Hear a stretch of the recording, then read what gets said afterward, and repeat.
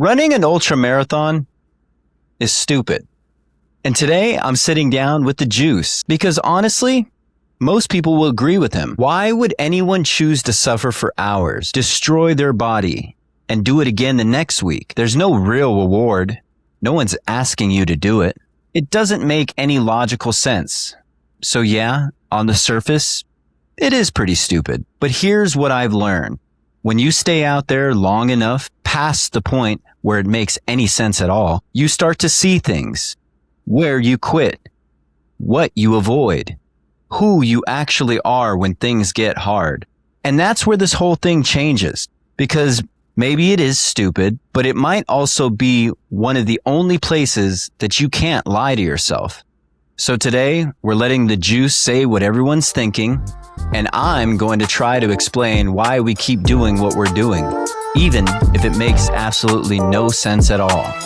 Cue that intro music. Who says you need to fly to reach the top? Keep beating your block till your feet are hot. Get your head out the sand, join the flock. It's okay to run scared, we enjoy the lie. Welcome back to the Ostrich Running Podcast. I'm your host, Nick Miraz, and with me, as always, semi-always, kind of always, every now and again, Jarett, the Juice, Horton. Welcome to the show. The last ultra marathon really took me out, Nick. We're still recovering. This is almost this whole season has just been you recovering. I know. It really took me out. When are you going to get back? I needed to train. I didn't train. When are we going to get you back? When am I going to see you back out on the soccer field? I'm not getting my royalty checks from my hats. Something's going on with You're going to have to talk to the people out there supporting us. I see a lot of people running and wearing my hats, though. Yeah. Like a lot of people are supporting the Juice movement. I actually think they're not supporting me. They're running in my face and they think it's hilarious to run with my hat on and run an ultra. And not, it's almost like a salute to the haters. Buy my hat if you want to salute the haters. Like if you want to juice all the haters. Yeah. You wear this hat. Yeah. Well, today's episode is going to be a little bit of that. We're going to go ahead and give you a salute to you, the ultimate hater. What are we talking about today, Jarett? We've had this conversation offline for some time now, every day, every morning that I'm on the phone with you. It's how the podcast started.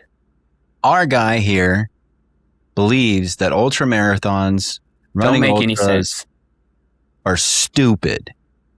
Okay. I know. I didn't say like. Yeah, I don't want to make that's it seem how we're like going to get attention, right? We're going to go. I admire all the people. Yeah, I admire all the people that run ultras, and I think they're incredible people and overcoming a lot. But I just don't get it. Like I will not get it. Well, I don't understand. Maybe we can help you get it a little bit today. I think this is pretty much what the show is going to be about. We're going to talk about this. This is kind of a debate. As I'm here, hopefully I can defend ultra marathoners. A lot of pressure on the shoulders to defend this sport. To the good thing you're up against me, the professional killer of dreams and hopes, the Juice Horton. I just want everybody to play soccer. Like everyone should stop what they're doing. Come play soccer. It's much better on your body. You get a good workout. Is it really? I see a lot of people with torn ACLs, MCLs, you yourself included. So I did tear my MCL. But that was a competitive Sunday league, and you should not play on turf. Okay, so we don't play competitively. Yeah, So you don't believe anybody should be competing in anything? We just get out there and chill and pass the ball around. Is it fun when you're not competing? No, you compete, but just not at a high level. It's almost like running 3 to 7 miles a day, but not doing ultras. Once you start to do ultras, you're getting into Sunday leagues and slide tackling, and it gets crazy. So in our Sunday pickup league that you and I play together, would you say you're the only one out there making it crazy? Yeah, You're making it crazy. How many other people have injured their legs out there at that non-competitive Sunday league? Has there been that many? I know somebody got head-butted. Well, there's been at least 4 that I know of. Really? So you're not going to admit that. We're just going to go ahead and gloss over No. that. Who? It doesn't matter. I really don't remember that. I don't remember anyone that's gotten injured. Some people fracture their skulls. This is all since you started playing. So don't invite me anywhere on a run with you. Don't Pretty much, because you're an me. ultra runner and you take that ultra running mentality everywhere you go. Well, you know that's what? why you push. That's why you shove. That's why you fight to win always. Okay. Well, before we jump into this, I'd like to hear from one of our sponsors, us, Ostrich Running. Look, I've tried every electrolyte product out there, the super sugary ones, the ones with the gimmick salt, the tablets that take forever to dissolve. On a lot of these, they mess my stomach up. But Ostrich Salt, it's different. Simple. Just pure electrolytes, sodium, potassium, and magnesium malate in the ratio your body actually needs when you're sweating through mile 30, 50, or 80. I created this because I needed it. When I was out at Kodiak 100 running through the night, cramping was not an option. When you're managing 100 miles, you can't afford to bonk because your electrolytes are off. So I made something that works. No artificial flavors, no BS, just quality ingredients. And here's the thing, whether you're running ultras or you're just trying to get through a hot 10K without cramping, your body needs electrolytes. That's not negotiable. Now head to ostrichrunning.com and grab some electrolytes today. Use code SALTY6 to try your own 6-pack for $6. Thank you again to us, beautiful us, Ostrich Running, electrolytes, ostrich salt, growing every single day. We are going to fuel your long out there so you can go ahead and throw shade on Jarett the Juice Horton and his hater Coming raid. soon running candy for all those that don't want to listen to me. Well, I probably shouldn't have eaten candy as when I you do this. when you say stupid, what do you mean? What's your definition Let's define of stupid, right? Yeah. Okay. Stupid describes a lack of intelligence, common sense, or judgment, often resulting in slow comprehension, careless acts, or unreasonable decisions. I think you're going to go ahead and say, yeah, it's pretty stupid, right? No, I mean, it's not unintelligent.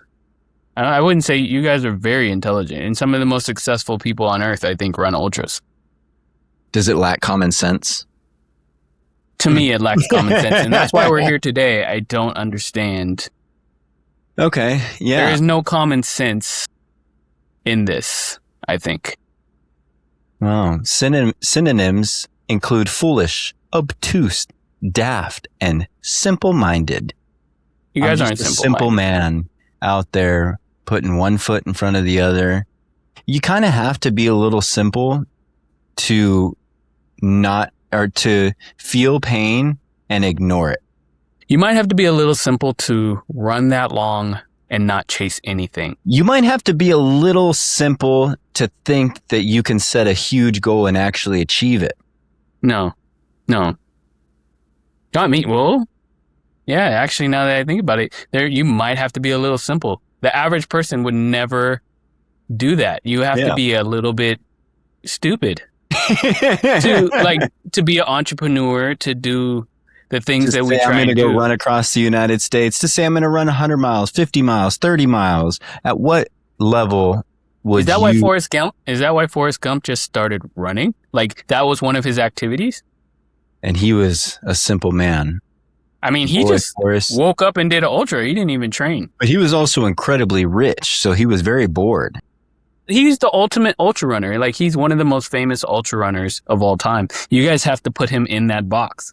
Everybody knows that scene where he just kept on running. Fictional character is one of the most famous ultra runners. Forrest Gump, the fictional character, is one of the most famous ultra runners of all time. When I thought that was the first time a lot of us actually saw Ultra Runner. I just felt like running. Yeah, that's how you sound every day to me. Like a simple-minded simpleton. No, I'm not calling you simple-minded. I'm not calling any of you guys simple-minded. I'm just saying. So is it stupid to do something hard with no obvious payoff? I would say, I don't like the word stupid. I don't really believe in calling somebody stupid. I don't like the word either. Okay. Is it obtuse to do something You guys get it. Hopefully this is not a sensitive crowd. I don't think this is I don't think anybody here is sensitive.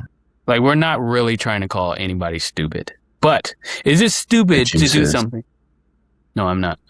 He said you guys are stupid. I do not want to make When we turn these microphones off, you guys should hear the things that he says about the ultra running community. That's what we're going to take him down. I admire all of you guys, but we have to explore something deeper. Oh, wait, sorry. He says, obtuse. That's all I heard. You're obtuse. That sounds like a very big person. Obtuse. Anyway. Yeah. But does it make sense? It does not make sense to do something with no obvious purpose most of the time, right? What is it? What's the Latin? What's the Latin word? What's the Latin term? Prima facie? Face value on its face? You're definitely not stupid. Like whoever just had that in the back of their mind. On its surface, on its Latin, face. By the way, Nick has a master's degree and multiple degrees. No, Very intelligent person. And extremely obtuse. Doesn't that mean fat? A nice balance of obtuse. See, now that's where my simple mind is. I would just make up words. My obtuse actions.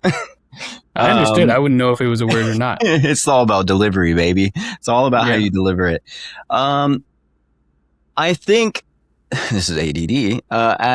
At that point, on its face, the face value, the results, doing something hard, the payoff is a buckle, right? Okay, you did it for a buckle. Wow, that's it? That's all you did it. So face value. Which really pissed me off. I thought you guys would all get huge gold, like real gold medallions when you finish this. A buckle? Jarett was pretty not impressed by the end of Kodiak. I am not impressed. When we weren't carried on the shoulders of the townspeople. And I could see if we lived in a time where, everybody tucked in their shirts or something. But you don't even do that. Like, no one tucks in their shirt. You guys picked the one piece of equipment that no one would see. I would rather get a sweater. Like a sweater with a shiny thing saying, I actually ran 100. Well, I mean, he was pretty upset that I wasn't carried through the streets of Big Bear, California, in the big river of all the other finishers. He was also upset that the key to the city was not handed to me. But you guys should all have a key to the city when you run 100. I'm not saying that it's not incredible. I just don't understand why you did all that for a buckle. So why did you run that far for a belt buckle? Again, I don't think what we get out of it can be seen on a face value end result. Everything that happens within this event, within this feat, within this attempts at any of these runs, it is all delivered internally, right? You're getting physical. You're getting physical payoffs of it, but I think it's deeper. I think the greater meaning of it all, what you're looking for this outward facing big celebration and accomplishments of everything crazy. But I think the true win comes from inside somebody. Can't you just get that at a marathon? Like, why did you have to run 75 more miles to see that? I don't know if we get into that right now. I might have an answer. But I might want to save that a little bit more for some of your questions that you're probably going to have and my response. So let's not put the cart before the horse. All right. We've had this debate so many times that my questions pretty much. So I feel like I know where that one goes and I don't want to give it up just yet. But I think there's definitely a perception of society and personal meaning. So a societal meaning would be that outward celebration, the medal, all of that. There is reason for you to do this in a selfish kind of way. Kind of look at me, I just did this, right? Something sounds cool. It's like a party trick, right? Is that why you do it? I don't do it for a party trick. You don't do it to just say I ran 100? You know, I didn't actually want to start running ultras. I watched the Amazing Race, the Amazon Prime special that was the Eco Challenge. That honestly was my first introduction to an ultra distance anything. On this series, these eco challenges, people will hike through the jungle is 100 and something miles, and then they'll go down to a kayak, and they'll kayak through the oceans to get to these next stages of this race for a couple 100 miles, and then they climb like a huge mountain it's like just a very long climb, or they'll navigate through all these areas. They'll swim a few miles during this as a team going together. And then they will go run 200 miles or something like that. So God, I saw I saw that. And sometimes they'll even bike, even like through some of these areas, like almost like a triathlon, but even more extreme you're basically traveling across the whole land, whether it be on a bike, on your feet, through over a mountain, in the waterways, in the ocean, in a river, swimming, whatever it may be. I saw that show and I'm like, oh my gosh, people can push themselves to something crazy. And I saw that and I told myself, I don't think I can do that distance. But I also looked up how much it cost. I'm like, I can't afford kayaks to.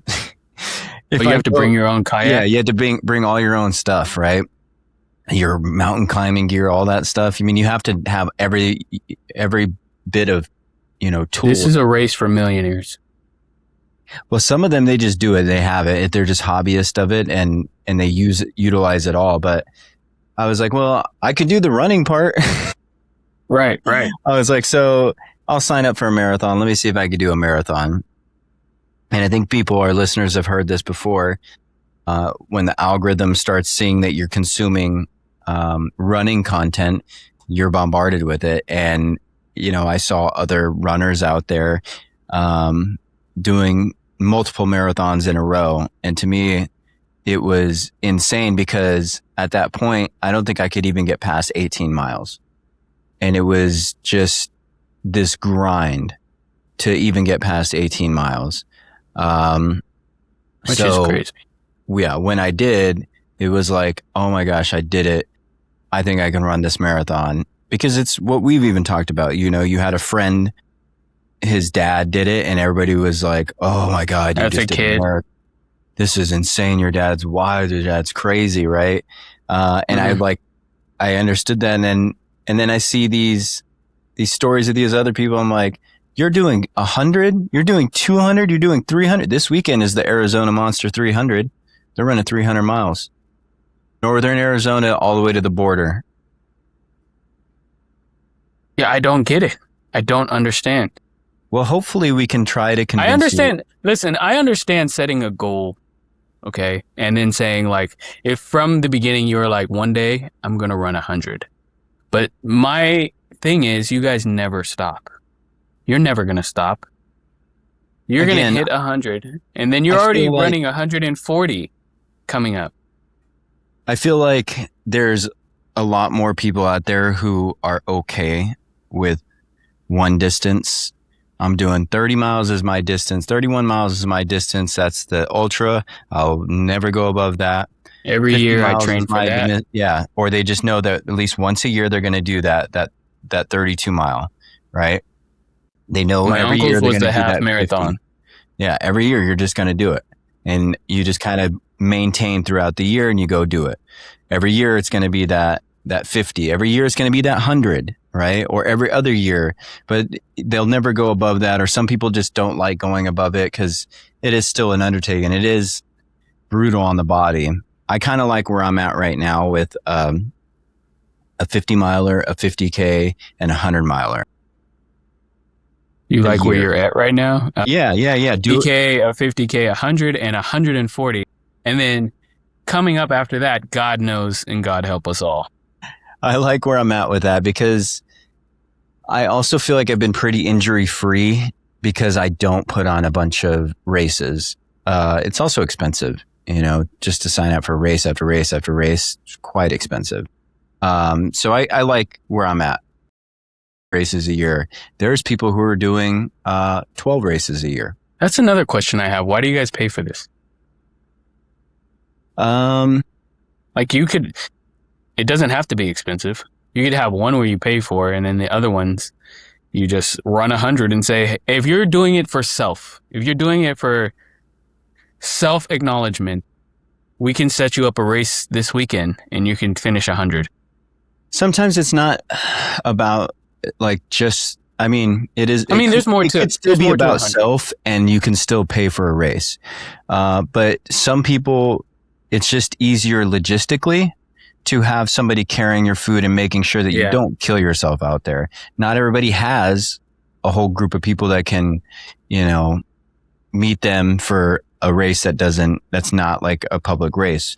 I can start asking you every weekend if you want, and you just come be my aid station there's aid stations. We'll just map it out. So you stop by a McDonald's, you go in there, you stop, you eat a bunch of junk food, which you eat. You eat There's no everything. McDonald's in the mountains. There's no McDonald's in the deserts. Your 100's not going to be in the mountains. It's going to be from here to Newport Beach and then back. I don't want to run on that road. I want to traverse through mountains and see the wilderness and feel like I'm one with nature throughout the night. That's what I want to do. That's why we need a race, so we can be I'm sure I could hook that up for you. Okay. Show me how. I can map it out for you.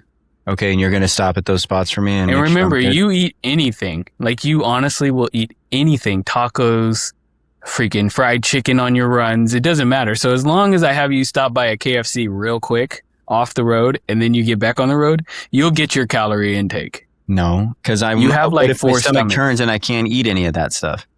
And I need more water. I need to carry all this stuff. Then your pack becomes 20-something pounds. No, by the way, I'm also not knocking it because I want to try this at one point. I want to do a self-supported 100.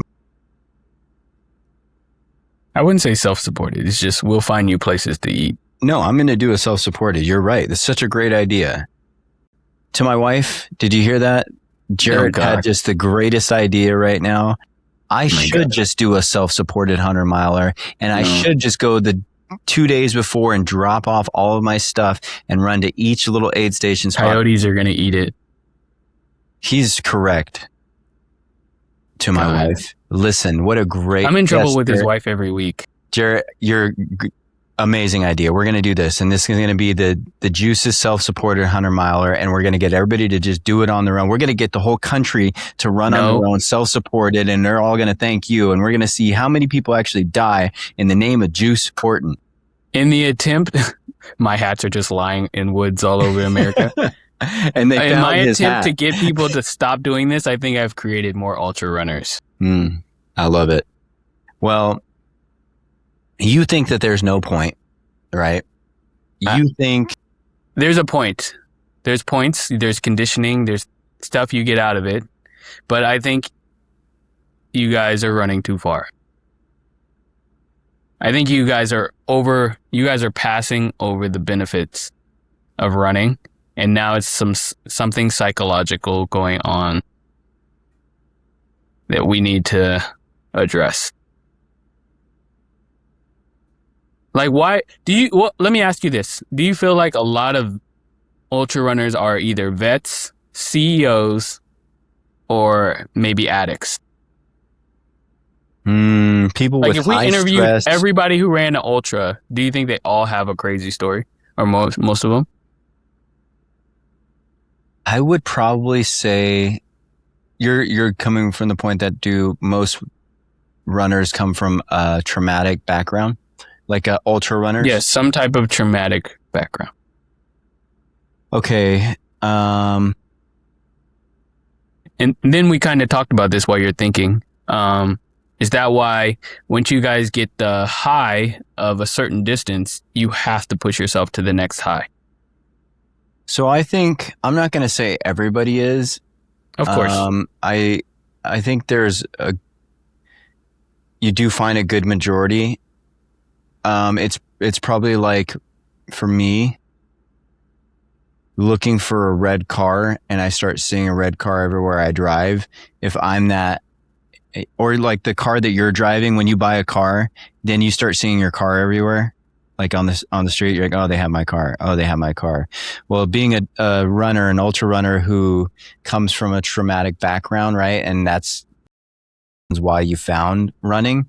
You start to see the other cars like you out there. Okay. So you're only seeing the other cars because you come from that, but there's a lot of other people that run for different reasons. It's a whole freeway of it. Do you think so? I think so. I mean, I think there's some aspect of trauma, but we've had this conversation where I think almost everybody has trauma. And we're still trying to find yours, because your trauma, even though it may be deep and buried somewhere in that hard shell of a soul that you call a soul, is there somewhere. It may not be the trauma that, I've shared with you, where it's like pretty obvious trauma, right? I think everybody still has traumas. And that's kind of why. Are you trying to outrun yours? Is that that trauma's faster than I am, sir? There ain't no outrunning it. It's already waiting for me at that finish line. I'm like I beat you, trauma, and he's like, "Hello, nightmares here."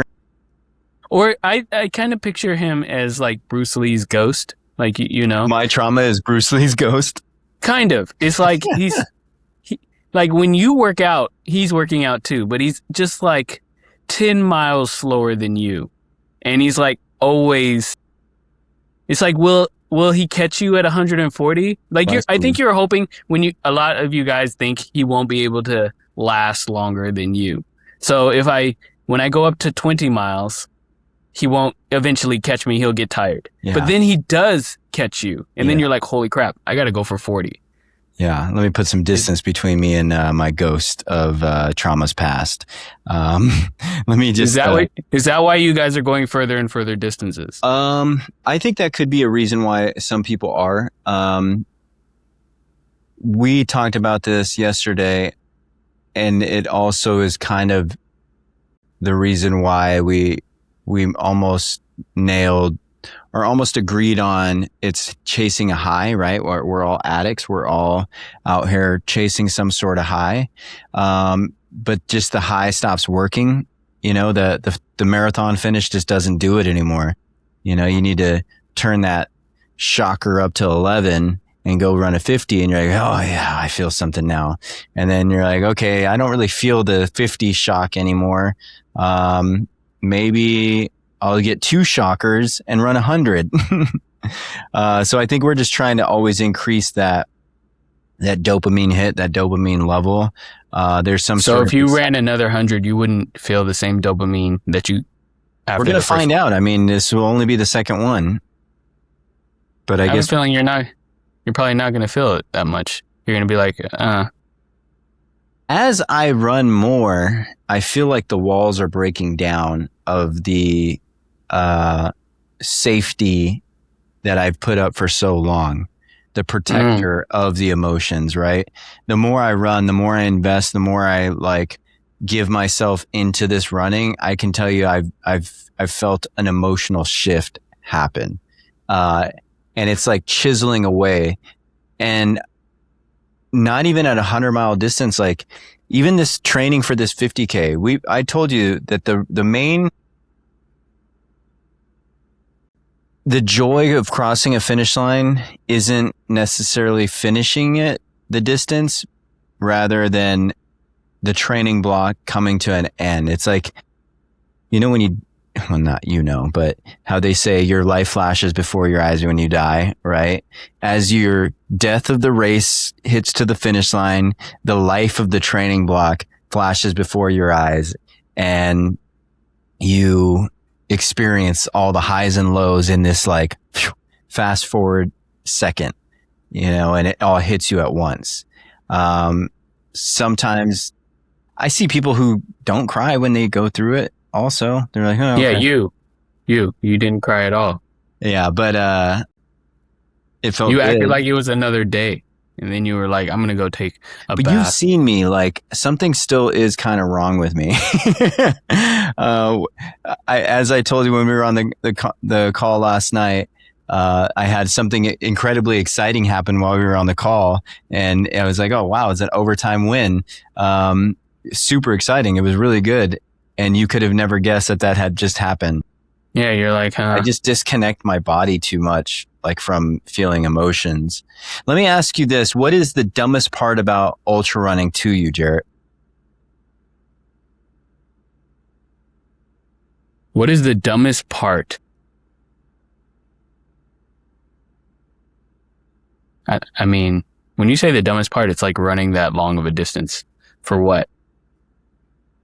So you like think, the dumbest part of ultra running is before I feel like you guys have conquered one distance, you guys are already on to the next distance, I guess. Yeah, we actually talked about this too. And I think it's,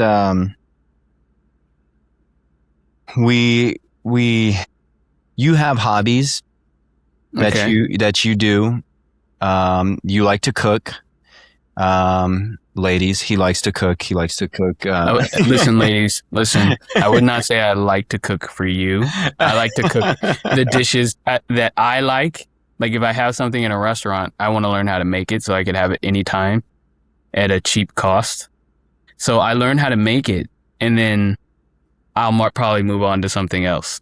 Way to really sell yourself there, bud. I just don't. I mean, I don't want you're them going to coming. be beating them off you with a stick now after that response. I don't want them coming in with unrealistic expectations. Like you can have some of whatever I'm making, but remember, it's not made for you. So like my ramen, people want to try it, but I'm this like, man is single, ladies and gentlemen. It's hard to believe, right? It's crazy. Yeah, it is crazy. I hate on your ambitions and I lower your expectations all in one. Right. You want a man who will hate on your ambitions and lower your expectations all in one? Well, we got a guy for you. You got the juice. We got the juice.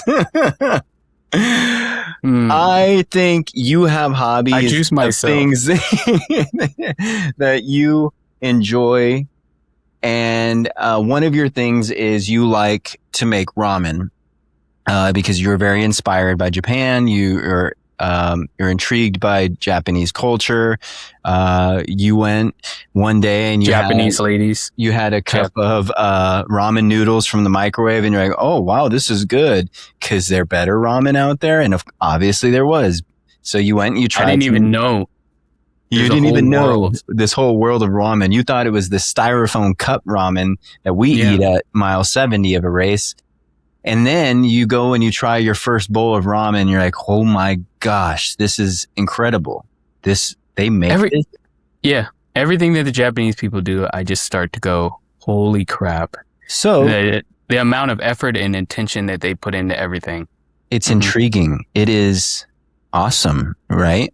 It is inspiring, some would say. Right. Yeah. Right. Much like an ultra runner, when we come across our feed and we understand, wow, what did it take to finish 100 miles? This is very intriguing. This is incredible, inspiring. You go and you decide to start learning how to make your own ramen. You start making your own ramen. And we talked and your answer was, it was satisfactory to me, so I felt like I no longer needed to make more ramen after that. You have reached the pinnacle of expectations of Jarett on your ramen, and you don't need to make any more or improve on your recipe. You'll still make ramen, right? Yes, I'll still make ramen, and I'll make little adjustments. Like I'll get better at that bowl that I was. Don't try to direct this this analogy. There are those people out there who found their distance in ultra running. They don't need to get crazier. They don't need to go further. But they might tweak a little thing here on these distances. Switch some shoes. Yeah, it's still running an ultra. So would you say that it is obtuse of them to still run that distance that they found? What do you mean, after they did it once? Yeah, and they just keep doing it. And then they found their recipe that works for them and they like it. No, I would not say that's obtuse. I guess it depends on how long, because there's also an element of, I don't know if this is actually healthy. So, you know what I'm saying? It's like I don't think eating ramen like that is actually healthy too. But this is like you run, like ramen would be the equivalent of like a marathon once a year or something. Like you're still within the parameters of How many bowls of ramen have you eaten in a year? Obviously, things have just this past year has been a little bit crazy, but when you were prime ramen juice, how many times would you? Maybe once a month, let's say 2 weeks. The first time I made it, and it was really how I like it, because it's really quick to prepare after. So once every 2 weeks. I think we know why you ended up. Still takes some time. Ramen? No, remember, I'm not eating your guys' completely unhealthy ramen. This is slow cooking chicken bones for 12 hours. What's the sodium it really level has stuff in it. Huh? What do you think the sodium level of your ramen is compared to? I think it's we got to look that up. I think it's 10 times lower than the crap you'll get at a store. But while you look that up, I want to say, as a little disclaimer in the middle of this episode, that when I was in the hospital this last time, I think I felt a little bit of how you guys feel. I probably should have saved this for the end. In the way of trying to overcome that obstacle. And it's like all my attention in that moment is just focused on overcoming that obstacle that I was going through. And then when you overcame it, it's sad to say, but you almost miss that time of like, I'm fighting this battle and like overcoming. Huh? Of the suffering of there's something to fighting, like being in a battle. I see a very small, it's not the equivalent at all, but like what army people go through, and it's like, I need to get in. I just prefer, like, after I imagine they've been in a battle for a long period of time and been in multiple battles. Mm-hmm. That feeling of everything being on the line and then you surviving, it's kind of an addictive feeling. So it's like there's a lot of military veterans who miss war. Yeah. I can see why. Because coming back to an average life, and then now you're at the point, it's like, what am I doing with my time? Like, what should I be doing today? But when I was going through that, there's nothing else you need to be doing. There's nothing else you needed to be worried about in that moment. You're not in your own head about all the things that that's going wrong in life. It's just you have your whole attention focused on one thing, and I can feel that that's probably how you guys feel during a race. Like, you guys' mind is going crazy when you're not. You have all these problems. But when you're on a race, it's just that. Yeah, you're right. And that's what I love about it. Yeah. I told you this on my last run. I was out there, and it's like when I'm not running, my mind is so loud with a bunch of different voices coming through, trying to fight their way into my attention span. But when I'm out there running, it's like they all of a sudden get some manners, and they stand in line to wait their turn so patiently for me to listen to them. Right. And it's like just a feeling that I can't find anywhere else. And I think we're going to do an episode later about, it's kind of like a Buddhist monk. It's like, yeah. It's like everything's so clear for that period of time. Even as I'm starting to run faster, so this might help your point, right? As I'm starting to push my body to run faster, there's times where I push a pace that is unsustainable, but I still have to hold it for at least 15 minutes, right? Mm-hmm. And I could either let the feeling of anxiety overtake my lungs and my heart and my mind, and I go, I can't keep this pace. I gotta stop running.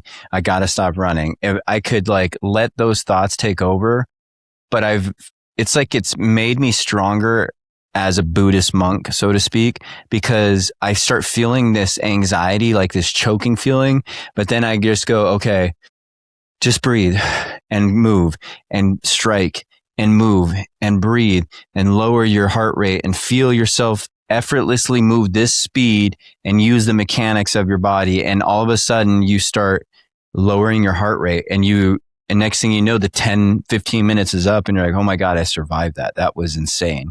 But you're not thinking about all your problems at that moment, finally. Hell no. I'm just thinking about breathe, get air to your lungs. Right. And that's what I was thinking about. It's like, you cannot move from this couch, no matter what you want to do. There is no, this is what you should be doing when you're in a hospital. One traditional bowl of ramen is equivalent to 3 sticks of ostrich salt, 3,000 milligrams of sodium. Is that, traditional, like really made from? That is insane. Wait, are they saying like, no way. Broth is the biggest contributor. The shoyu soy sauce ramen, 2 to 3,000 milligrams. I eat shio. You eat tonkotsu? No, I don't eat that one either. You eat miso ramen? No. Shio salt ramen? Yeah. Yes. That is the lightest tasting. And that one is 2,200 milligrams of sodium, equivalent to 2 packs of ostrich salt. Jesus Christ. I'm going to fact check that while you talk about something else. So, yeah, you're doing with your ramen. Nobody's going to knock you on it, man. What I wanted to say was back to that point was you found something that intrigued you, that you respected, that you wanted to explore, that you wanted to try and learn and get yourself out there and do these things with making yourself ramen. These runners, us runners, we're out there intrigued by something. Doesn't intrigue everybody, but it intrigues this group of people. Why? I think we still are trying to figure out why it does intrigue us. Is it because we're trauma based? Is it because we're competitive? Is it because we found an endorphin hit running fast early in life? So many different wakes of life and backgrounds, but I think it's definitely somebody's, which I know you respect always. You've always said this, so even though I give you a hard time, it's somebody's prerogative to go out and do these things anyway on their own, right? Like, and push themselves. You would like to see them try to master their race a little bit more before they move on to the next one. Whereas my argument comes and says, you're not mastering and try to compete in a ramen tasting event for traditional ramen. You've been okay and satisfied with your recipe and your blend of ramen. Right. And you smile. That's because like me going out and running 200 milligrams of sodium. God dang. My bowls will be smaller. I do make a small bowl of ramen. It's not huge, but Lord Jesus. So yeah. Real world perspective. If you sweat a lot in soccer, eating mostly clean, otherwise your body can handle high sodium. You're not a big sweater though, are you? Well, Jarett doesn't drink very much water either, so. And he eats a shit ton of I'm not that ramen. big. I've been sweating more recently, but God. Maybe you cut out all that ramen for so long, it like unclogged everything. Yeah. I mean, maybe that put me in there. I don't know. I don't think I was eating that much. I did have ramen the week before, I think. But I went out to eat it. I didn't make that one. When I stop at a new town. Well, I only say the reason why I brought up the sodium levels was because you were saying these people who run a lot, it's unhealthy. And I'm like, well, how many times a year were you eating ramen? You're like, once every 2 weeks. Yeah, dang. That's only in the winter months.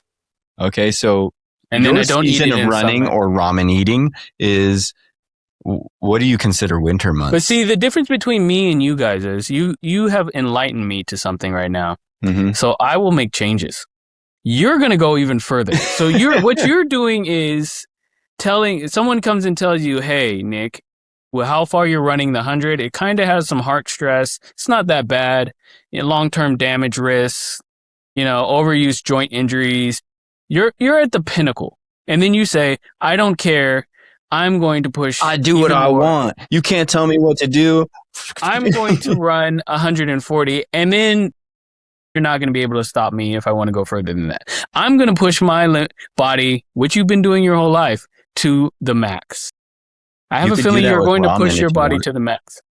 You can do that with ramen if you want. Nobody will stop you. And die. And that's what I'm worried about. But I'm not going to die just from running ultras. That's not true. It is almost scientifically guaranteed that you're going to die from not running and eating that much ramen. I run, but I don't run that much. And you are right. But see, the difference is I'm going to listen to you. Some of you guys are pushing it to the max. Are we dying? You guys are doing damage that might cause you. I'm going to die sooner from ramen. And that's what I'm worried about. And we're not going to die sooner from running. If anything, there is an argument that you might if you push it too far and run too hard. We talked about the sweet spot. The sweet spot, 6 to 10 miles. 6 to 10 miles. No, 3 to 7. I have it memorized because I'm going to try and work my way up to 3 to 6 miles. I'll take 7. Yeah, 3 to 7 miles. That sweet spot. Yeah, okay. But and I think also that's said walking too. The research that we're talking about is also like where it says if you are an athlete and trained and well, the most important thing is recovery when you're doing these bigger distances. Are you getting the rest? Are you getting the food that you need? Are you fueling your body? If you are fueling your body properly, you avoid injury, you avoid heart issues, you're really taking care of your body. It's when you get up to these more extreme levels, you have to be precise and purposeful with everything that you do. Would you say 99% of you guys? Yeah, that's like me saying if I eat ramen all the time, which is the equivalent of how much sodium you should have during the day, and eating like vegetables. Like other than my ramen bowl, I'm eating very healthy. Like 99% of you guys probably are not eating healthy. You guys eat like crap. You guys, the gels in Ostrich Running came along. Your gels were crap. All you guys' food are crap. I've seen what you guys eat at these aid stations. It's garbage. I'm currently eating some Mike and Ike's while he goes on this rant. And that's what Ostrich Running is coming in to change. But until Ostrich Running came in the game, you were throwing up. Half of you guys are biohazards to the nature because you guys are going. Your first product was a butt sprayer because you guys crap so much when you guys are on the trails. Like you guys are not eating healthy. You guys are not doing what you should be doing. You have a better argument that we're ruining the forest than us ruining our own bodies. Well, I looked it up on chat because chat. Let me just actually pause you real quick. As we talked about injuries and everything like this, I think this is a perfect segue to hear from our next sponsor, Alethea Run. We spend so much time tracking pace, distance, heart rate, and all these external metrics, but we don't track the thing that actually matters most, how we're moving. Alethea is a sensor that clips to your waistband and tracks the full experiences when you run. Not just your running 8-minute miles, but how your body is actually absorbing impact. Whether you're braking too much, whether one leg is doing more work than the other. They call it a force portrait. And when I first saw mine, it was like, damn, this is what's actually happening when I run. This is where I'm inefficient. This is where I'm setting myself up for injury. And here's why this matters. Most running injuries don't just happen. They build over time because of the imbalances and inefficiencies we can't see. You're overstriding. You're landing too hard on one side. Your form is breaking down in ways you don't notice until something hurts. Alethea catches that before it becomes a problem. You get personalized feedback after every run. It tells you exactly what to work on, not generic advice, but specific issues based on your unique biomechanics. I'm not saying this lightly. If you're serious about running long term, this is the tool you need because staying healthy is how you keep showing up. Head to alethea.run and use promo code RUNSCARED10 today. And we're back. Please make sure you go check out that running sensor. Do I get a royalty? Run. It keeps the lights on. It keeps this program paid for right here. This Riverside FM. Whatever this is. So we can have this conversation right here. So please go check out Alethea Run. At alethea.run. This running sensor is incredible. You heard it in that ad spot. Now back to you, Juice. They are awesome. I actually got to meet them. What was I talking about? I don't know. I was talking about how we eat terrible. You were. Yeah, you guys all eat like garbage. So, and you guys are all biohazards to nature.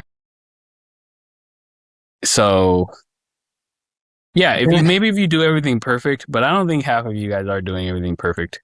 I think you guys are stopping at Taco Bell's. You think most of us are eating just horrible winging gels? it?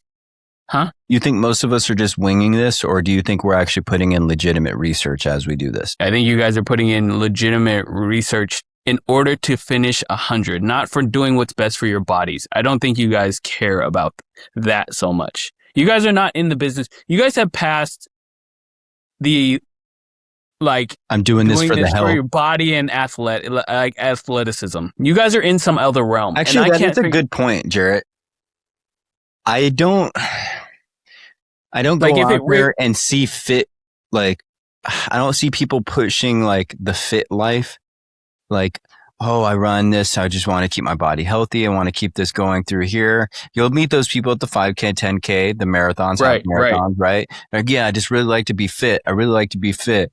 Out there in an ultra marathon, it's like, I just shit my brains out, man. That was crazy. What is it going to take for me to finish? Like, you guys would finish. Now I'm going to see if I can run another 80. Let's do this. Yeah. You guys would finish 12 bowls of ramen if that meant you had a better 100 mile. I love those initial first ramen. Yeah, I saw everybody knocking about those and those gels. These gels are not healthy until Ostrich Running creates a gel. Maybe you make some healthy ramen for us at these races. It would be awesome. And I heard in Japan, they actually do this. I want to run a race in Japan. And what I'm going to do is I'm going to get out there. I'm going to run a race in Japan and I'm going to call you from the race. Like, I forgot to invite you, man. I just remembered that you don't like this stuff, that it is so obtuse to you that it didn't register that I should invite you to this ultra marathon in Japan. I will be there. There's no way that's going to happen. I will be there, and I will be at every aid station because they serve sushi at every aid station there.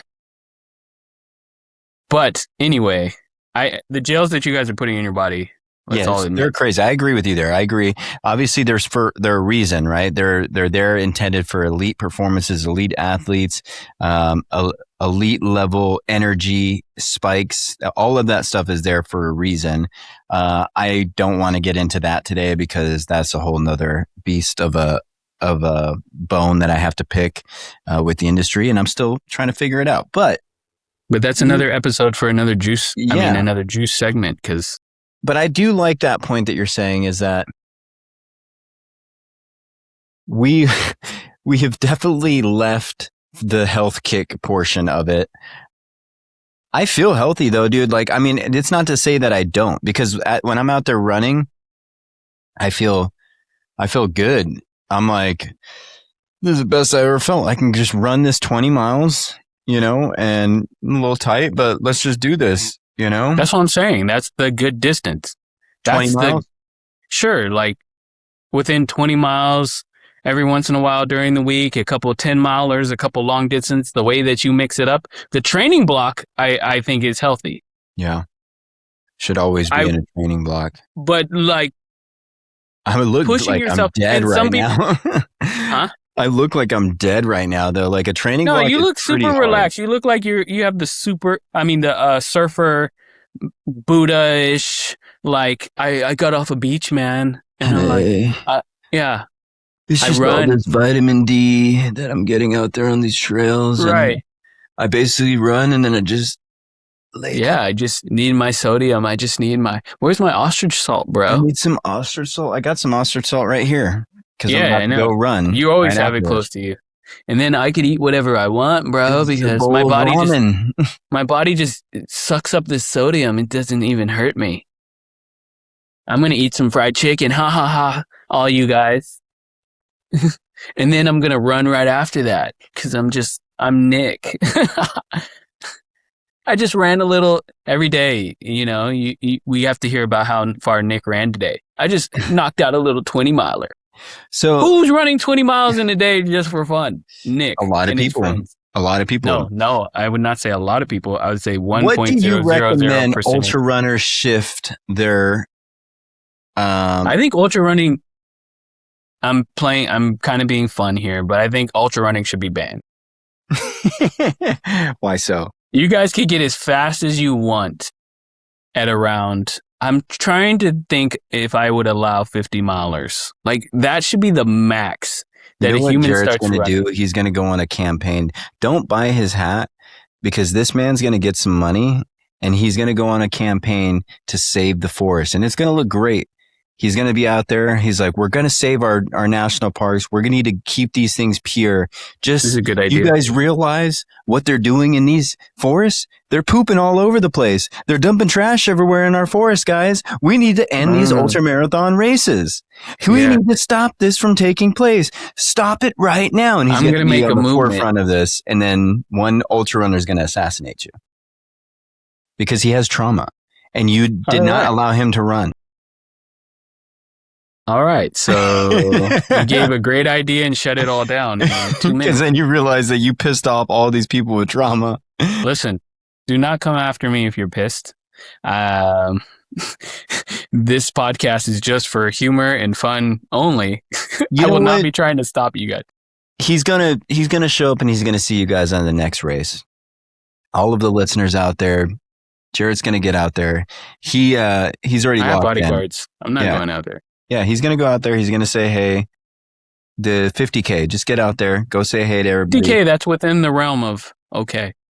50K is okay. That's 35 miles? 31.32 Yeah, I think miles. we're in a safe realm here. Like, we're still doing this for condition at that point.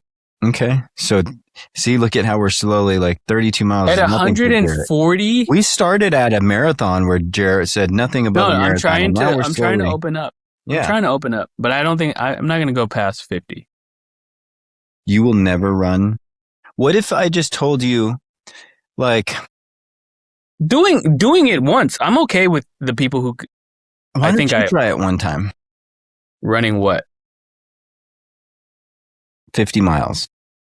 No, in one time, in one sitting. Yeah. I feel like you would benefit the most. I think but we have to do it in the name of science. 30 hours?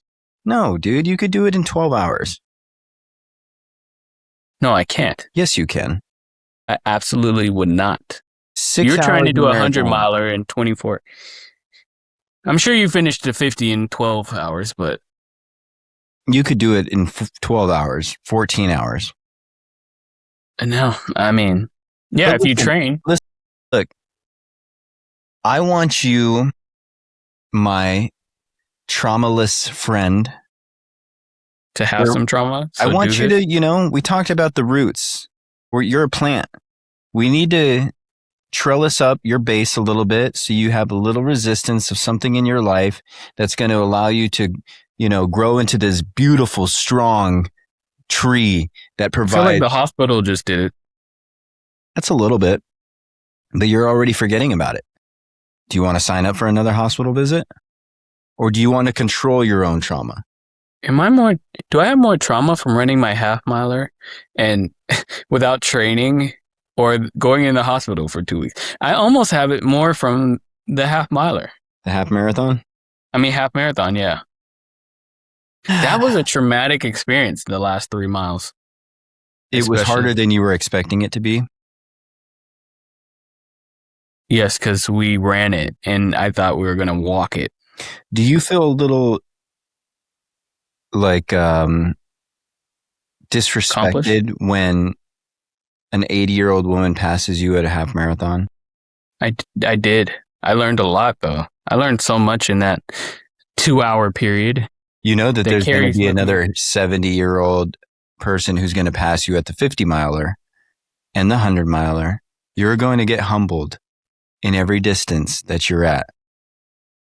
But I gave it to her. I was willing to suck up my pride and say that 70-year-old is a better person than I am. Because I'm not going back out here. Never. It does again. kind of irritate me. Like I'm trying not to let my competitive nature get a hold of me and say I need to go out there and be under 2 hours, because I was a little bit over 2 hours, I think. And it kind of bothered me. You know you're capable of running a sub 2 hour half marathon. Of course. I think everyone is. So, can we... But I'm not going to do it. Why not? That would involve training. And the training block could either be the best part or the worst part of your life. I mean, it would. It's like when you get to when you get in shape in the day of the marathon, it's like not the hard part or the half marathon. It's the training. Yeah, the commitment, and that's what I want you to experience. But soccer is great. I want you to also just try it one time. Like you do all these other things and try it one time in your life because somebody said, "Oh, you got to go to Kyoto. It's life-changing. Got to go to Kyoto, Jarett. It's life-changing." And you're like, "Yeah, you know what? I am going to go because it is life-changing." And your life was changed after seeing it. Jarett, you got to run a 50-miler, man. It's life-changing. Just do it at least one time. It's the same life-changing as a half marathon for a person that is not in shape to run a half marathon. It's the exact same thing. You guys are just getting too much in shape. We want you to be able to enjoy the distance. And the way we're going to get that to happen is by making sure you train properly and you don't have, injuries. But it's a journey, right? Like, I bet you, I know a coach who can get you 50-mile ready in 16 weeks. Don't bring up her name. Don't talk about her. Don't give my arch nemesis any recognition on this show because she is very good at her job. And she will convince a lot of people and train a lot of people how to become ultra runners. I'm just telling you, if you want to put your life in the hands of somebody trusted who will take care of you and make sure you succeed and be as close to injury free as you possibly can. We hook you up with an Alethea run sensor. We hook you up with my Coach Melissa Henderson. And some ostrich salt. Some ostrich salt. We slap you on the butt and say, get out there. Go run it. A juice hat. Aren't you a little bit afraid, Nick, that you will have to do this for the rest of your life? Like, it's always going to be, now that you felt this and there's nothing like this, you have to run forever. Like, you always have to do this. And anything under 100 will kind of be like, yeah, it's going to feel good. It's still but we talked about this. It's like you had the best piece of chicken and now you're eating like for the rest of your life. Like, it's good chicken, but it's not that chicken. Like, it's not the battle of 100. You're going to try the new blend of chicken, 3D printed chicken. Yeah, it's just like, you'll always be missing the 100, what it feels like. And once you get up to a 140, it's like the 100 will get less tasty.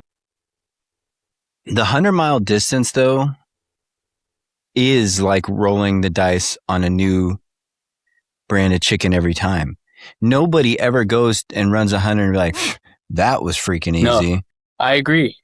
That's like eating a new piece of chicken, and it's like Vietnamese, the best chicken. If you stick at 100 and then you get Southern style chicken and it's the best. It's like you're in the same category of it's all the best when you run different hundreds. But once you go up to 100, 200, now that 100, that other chicken doesn't taste as good.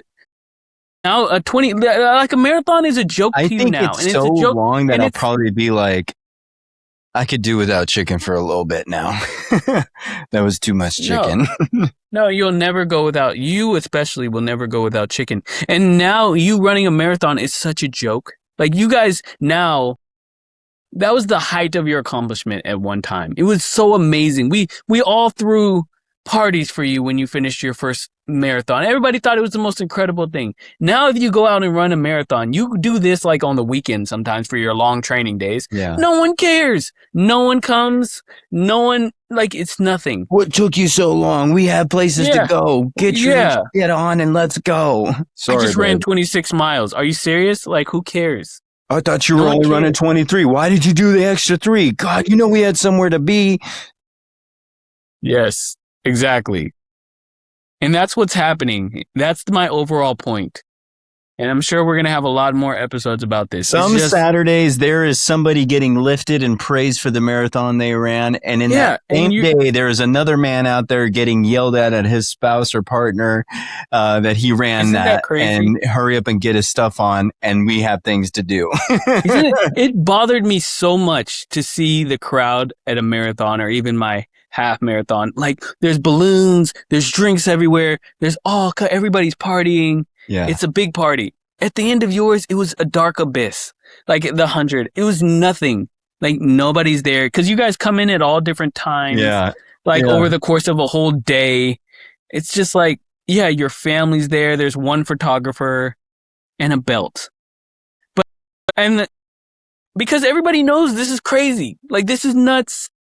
But at the marathon, there's a party after, there's music. People are taking off their clothes. We did it. Oh, yeah, we did it. There's bananas, and there's like big medals, and they're gold. And then you finish the 100 and you hear... You don't even hear a clap sometimes. Good job, bro. Thanks. Some people go out there and do that with no family. And I admire it. Like, they just come in and they look around and they're just like, nobody's here. Yeah, they're like, whew, thanks. That was good. Yeah. All right, let me get my stuff on and drive home. I know people would drive home after that. Yeah. 6 hours. Yeah, that night. And they're just like, oh, all right. Even Cody went home and he did a 40. Yeah, I know. Shout out Cody Nobini. He came back to the place and and everyone was like, yeah, we did it. We did it, guys. No big buffet, no crazy food, no party. Nick's We just kind of looked at each other like, yeah. All right. Yeah, all right. All right, yeah, I'm going to drive home. Everyone's like, what are you going to do? Are you sticking around? Are we hanging out? The end of an ultra marathon is like an awkward goodbye at a party. Yeah.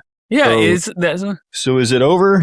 Yeah, it's over, man. Am I supposed to be feeling something? I mean, we did say till 8, but it is 9. It's over. And you're like, oh, sorry, we hung out a little bit longer. Yeah. You go in for the handshake hug. You're like, oh. Yeah, it's so awkward. Right. Are you kind of depressed when it's over? Like, I'm not depressed, but is there a sense of like... So finishing ultra marathon is a various set of emotional waves and roller coaster. There is an excitement of finishing. There is also a thank God that is over, an exasperation of it's finally over. I don't have to do this anymore. I get to be off my feet. You get to go shower. That's just like grateful that you survived it. This feels like me coming out of a hospital, how you're describing it right now. There is a sense of sadness that, I'm not going to be training again, and I'm not going to wake up to a schedule every morning and know what I need to do and where I need to go, how much I need to run. Oh, this is what it is. Like, it's over, right? All the hype, everything, it's it. The hype is done. And then it's like, man, if I did that, I could do anything. Well, I'm going to go sign up for another damn race. Let's do this. And then you just sign up for another one. And then you sit around and you're like, what did I do? I'm going to have to do that again.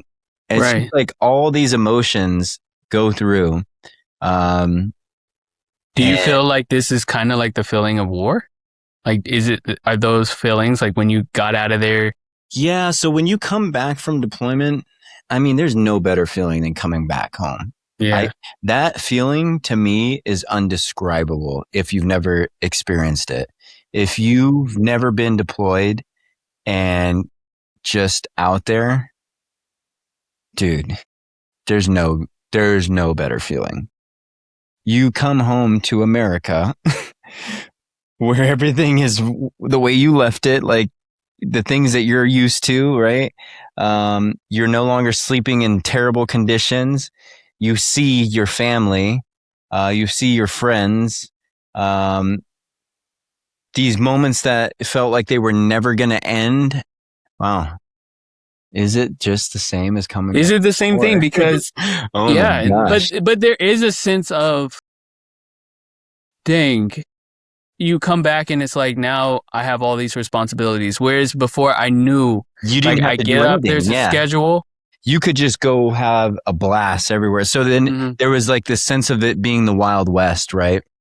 No rules, no regulations. You could do nothing but have a blast. Yeah. There's no responsibilities. At some level, to some degree. That's where being in the Navy was nice, right? Because you take your own ship around the world, right? You got to go on the ocean, so you get to see the world. That's why I love the Navy.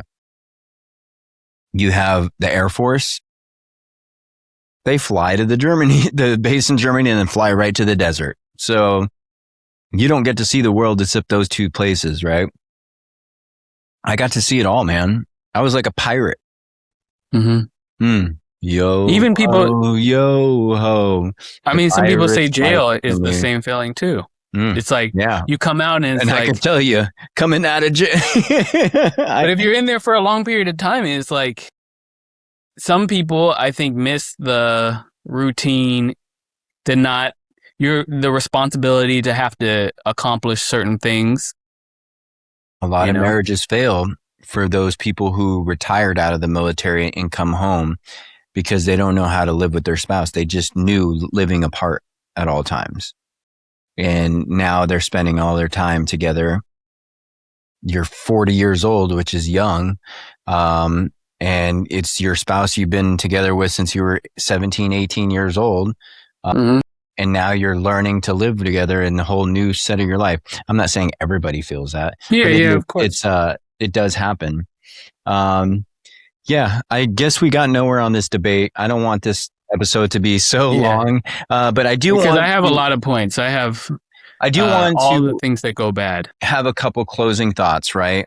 Is it stupid or just misunderstood? And do you think you misunderstand what ultra running is? Or do you acknowledge what it is? And are you starting to come around and see a little bit more as to why we do it? I mean, the big point that I do want to make, and we had this in our conversation yesterday, is if I'm running and it keeps the demons away, the nightmares away, right? And then I stop running and they come back, and the only thing that keeps it away is going a further distance or 100 miles, then, so be it, right? I worry that there will come a day where you can't go any more miles and you'll have to turn around and fight him. And now he's stronger because he's been chasing you for 100 and 200 miles a year. So now those demons that have been suppressed I don't know if you caught that. Like, now this demon is super trained also. So the demon's even worse because you could have faced him at 5 miles and turned around. But now, because you've had him run 140 miles. I agree. Also, I am not just running, and this is what I want listeners to understand, is I'm not just running to avoid. I have actively been in therapy. I have actively spoken to people. I've actively gone to NA, AA meetings, actively working on my mental health, my mental well-being. I think there are people out there who get these temporary fixes from these finish lines and keep signing up, but eventually it will take its toll and it will catch up. And I think we've seen it happen with some very well-known runners recently. If you're not out there addressing these issues, and the best time to do it is when that demon is weak from your last 100. Get out there, go find a mental health professional, find a group of people to talk with. You might get that therapy with your running group, and that's great. But all of us have something that needs to be evaluated in a professional way. And I think it's important that we all take care of our mental health and our mental well-being, because this will only work for so long if you don't go and address those underlying issues. So I think it's just important that people grab a box of candy, go online, go find a therapist, then sign up for a race, go to therapy and race, because you're going to need to put the feet on the pavement or the road once those issues start coming up that you unlock, because that is what happened to me. Unlock some deep, dark stuff, And so far the best I mean, the answer that I've heard the most on why are you going from 100 to 140 and 140 to 2 is because I can. And why not? And to me, that's not enough. That's not enough? You have to have purpose for everything? Maybe that's where your trauma is. Maybe we'll uncover that on our own. I got to think about that. Yeah, on another episode. I mean, I just have to think about it, and not everything has to be profound. I get that, sometimes it could be annoying. You know what? We're all adults, so do whatever you want. Screw the juice. Yeah. Screw everything. I mean, of course. I mean, all you guys are going to do whatever you want anyway. I'm rock and roll, baby. I'll die if I want to. Let me ask you this. Would you say ultra running, and I know we got to end this, but ultra running is the same as like that guy who just climbed the tallest mountain on Netflix? And then or not climbed the building. Yeah. But he also did free solo, which was like, that climb. That was his first that blew him up on that. And then he did that climb after. Yeah, he's just looking for the biggest, give me a new big building and I'm going to climb it. Is that the same as ultra running? Is that what you guys are doing? You guys are just, how far can I push my body? That's the whole purpose of this? His is more extreme, though. I'm not facing, a certain death at every step. Would it be crazy if you were? Yeah, I think. Would you say it's stupid then? Would I say it's stupid? Yeah. If you guys were actually... So what you're saying he's doing is stupid? No. I don't think anybody doing anything is stupid, even if it is stupid. But isn't there a point where it seems like they're almost chasing death, right? There will become a point where there'll be a building so tall that and they fall. Yeah, and they die. Yeah. What is he doing it for? You have the world record as the tallest building. You are the best that there ever was in the world. For views. And I'm not saying I have an answer. I'm trying to answer this right now. For views, for money. Is there a distance as an ultra runner where if I started ultra running, would you be like, all right, Jarett, that's enough. What you're doing now is stupid. If I was like, Nick, I don't have a family. I don't have kids. I'm going to run the up and down from Africa and back 20 times. No, that's how far. Stupid. I'd be like, that is insane, dude. I don't know how you're going to do that, but it's cool. You wouldn't eventually get awesome. to the point where it's like, Jarett, there's something else wrong here. There's something going on. And I've ended up in the hospital a couple of times already because I pushed that distance. As a friend, you wouldn't come to me and be like, look, bro, now you got to start looking your demons in the face. So same goes for NASCAR drivers, Formula One drivers, right? There's got to be a point where is there? I'm not saying that this is true, but is there a point where it's like, you're doing this for some other reason than being the best because you already beat that. You've beaten that. Well, I think that answer is easily yes, because most of us cannot be the best, but we're still doing it. So we're obviously doing it for some other reason. I think we're doing it for some sort of growth, for some sort of feeling, for some sort of emotional response, some sort of challenge. Some people are doing it for selfish reasons. Some people do.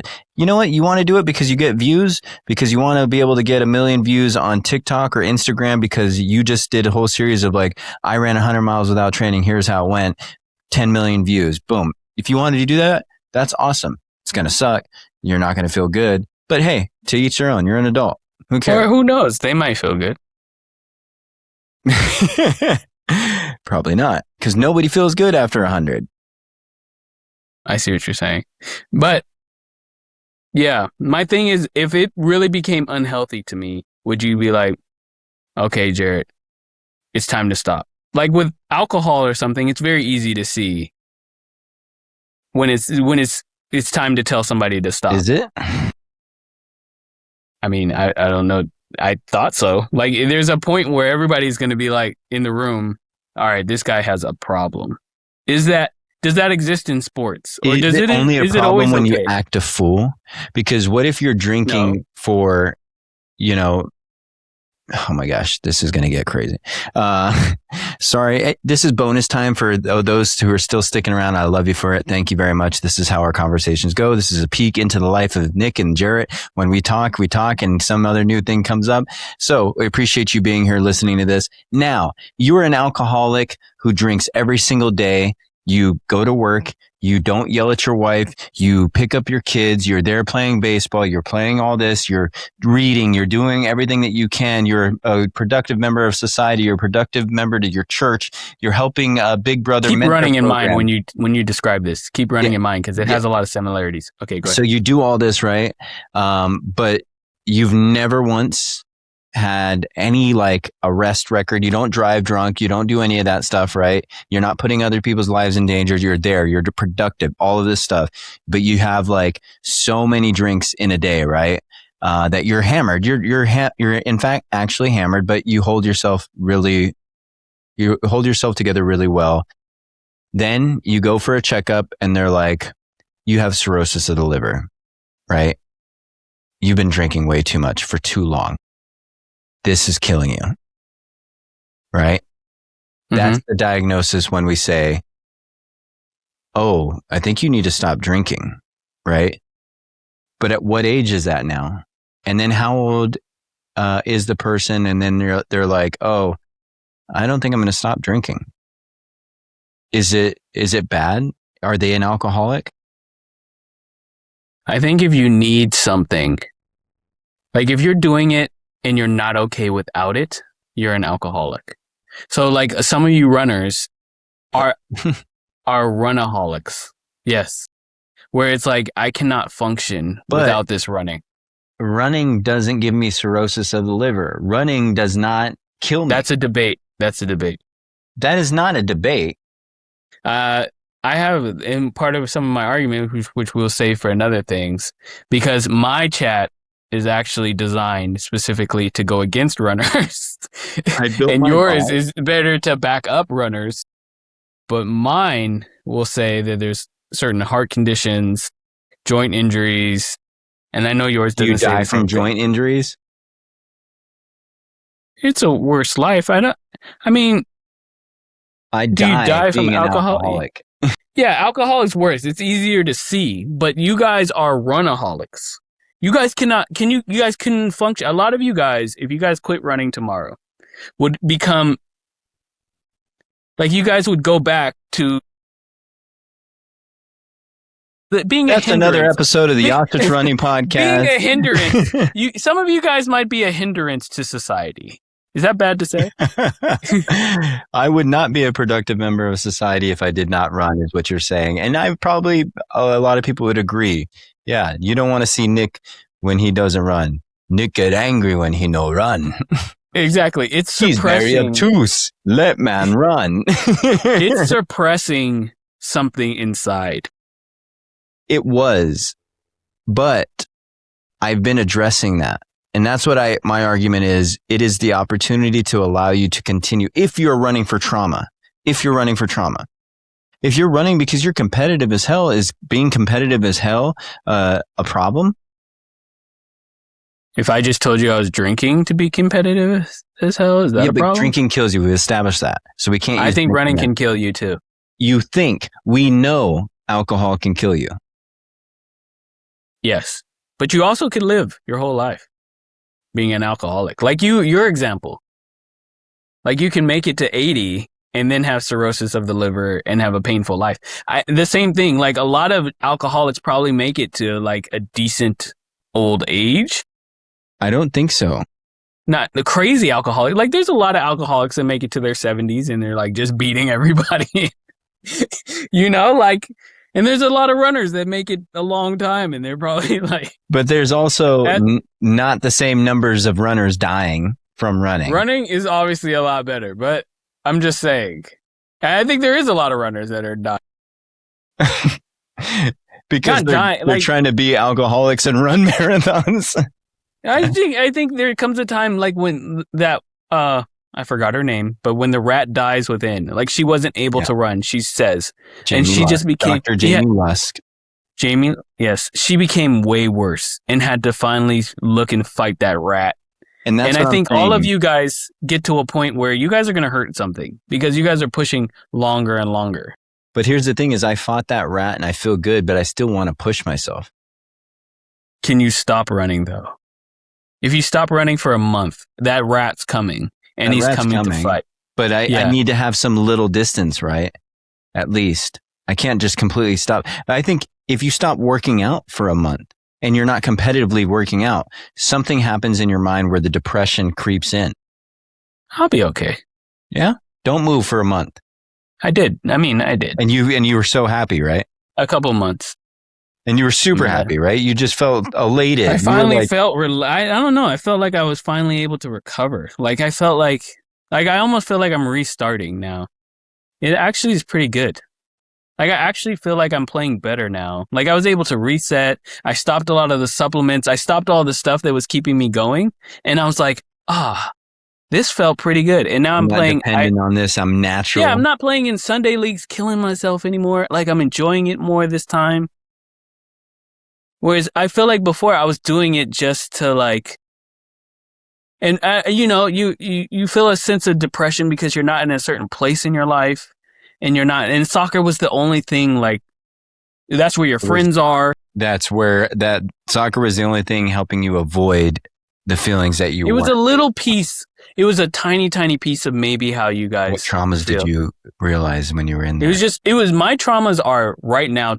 Most of my traumas come from right now, a sense of accomplishment, a sense of, what have you done with your life? And this going through this hospital stay really helped a lot of that. And I appreciate soccer more. Mm. So stopping. You don't put as much weight in the value of your accomplishments anymore. Yeah. It's like when something even worse could be happening to you, it's like it changes your perspective when you came back. So it's like you faced the rat while you were sitting there and it's like the rat told you it was okay. Like the rat was like, don't worry about me. That rat's lying to you, bro. Wait, he's waiting. I know. He's probably trying to creep his way back in right now. But he was like, you're on the hospital bed. Like, I'm going to leave you alone right now. I don't have time to deal with you. You're not even fun to deal with. You're no fun no more, Jarett. Yeah, it's like, why aren't you depressed and angry? Or something. I don't know. Well, we're going to continue on with this. Yeah, because I had a need lot a of round points. 2. Everybody's still here. We appreciate you listening. You're out there on a long run. You're out there listening to this debate, screaming, telling Jarett what's different, an answer to a question. Please send him a direct message. Flood his inbox. Do not do that. You can send it to me and I'll make sure he gets the message, okay? Yeah, I would love to answer you guys' questions on a live podcast. Oh, maybe we can do that. I might get some questions that I can read off to you in the future. But week after week, every time that we are here, you guys always send me messages. You always tell me how you love the podcast, how you're enjoying it so much. It keeps me going. It is my Metal Monday whenever I hear you guys enjoyed it. It helps me keep recording this show. Even though if there was no listeners, I'd probably still be doing this. I get to have these conversations with Jarett every day, but now we record them and I get to meet new runners. I'm just super grateful for you guys, supporting the brand, everything that you're doing for us. It really goes a long way.